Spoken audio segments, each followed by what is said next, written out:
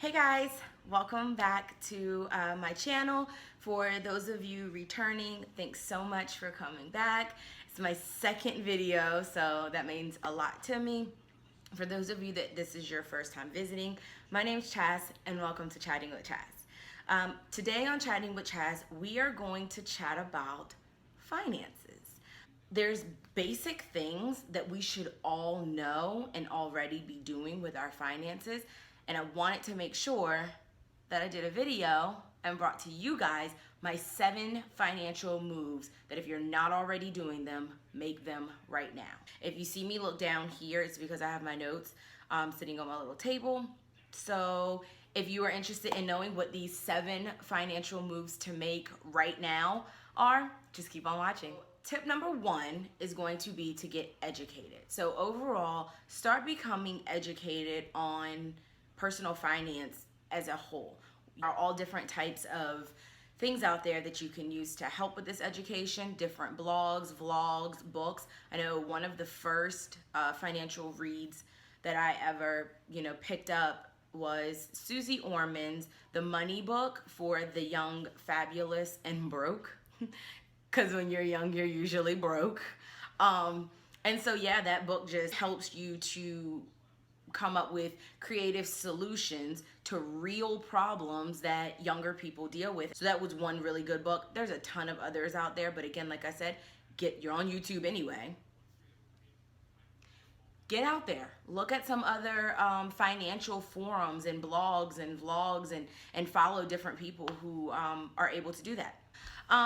Tip number 2, create a budget. So we know it's not fun having to live on a budget. It's whatever. I think Chris Brown, Drake, one of them was talking, who wants to ball on a budget? You want to ball on a budget. You know why you want to ball on a budget? Because you're not making Chris Brown or Drake money. So you need a budget. You guys, it really is so simple. Even if you are making a lot of money, you need to make sure that you know how much money you're bringing in and how much money is going out. Know where your money is going. And the best way to do that is to sit down and create a good old-fashioned budget. Tip number 3, create a debt elimination plan. So most of us, we will probably always have some form of a debt in your life. Once you know what your debt is, how much you owe, create a plan to start kind of getting through that. And again, you should be able to have some different types of options to create a plan for yourself to eliminate whatever debt it is that you may have. Tip 4 is going to be start saving. So, this is something that most of us learn when we're young. Like, you have to save your money. Do we actually do it?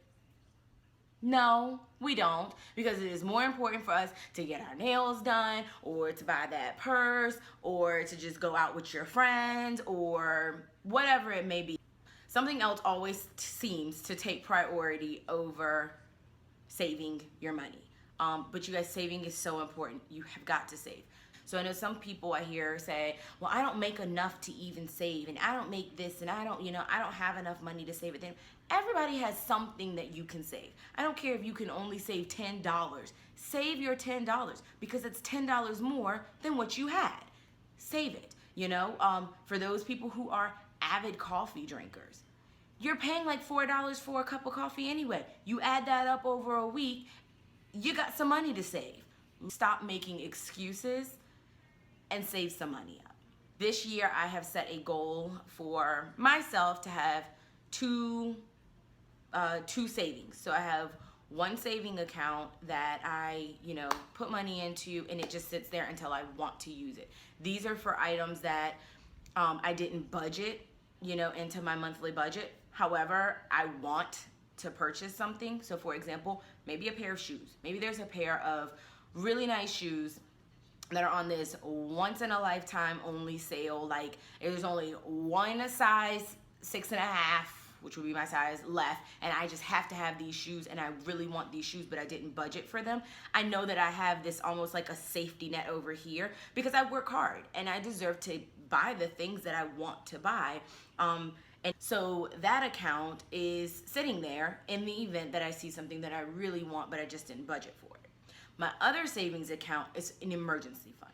This is where a lot of people get very confused. So a true emergency is not that once in a lifetime sale on those shoes. Don't get me wrong, they're very important.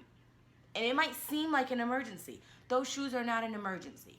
An emergency would be something happens to my car, you know, and it's a big dollar amount and I need to get it fixed. Or if you are a homeowner and let's just say a pipe burst or your water heater goes out or something, and now you need a large dollar value, maybe to meet your deductible or whatnot, to get those items fixed. Those are true emergencies. Those are situations that are going to impact your everyday life, and they're things that often are going to be very large dollars that you need to get fixed right away. True emergencies. That should be a fund that you very rarely ever have to touch. So tip number 5 is going to be about retirement funds. So this is an area that many people don't think about until it's too late. So retirement is very important. Again, for most of us out there who are not going to hit the lottery, strike it rich, and fall into hundreds of thousands of $1 million, you're going to need to be able to retire one day.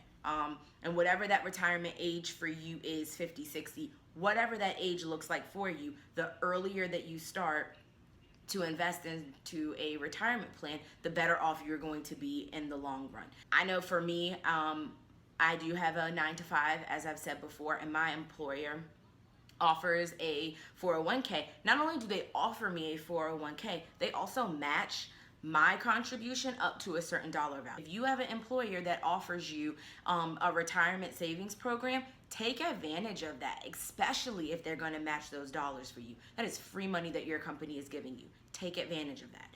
If you do not have an employer program, go to any national bank.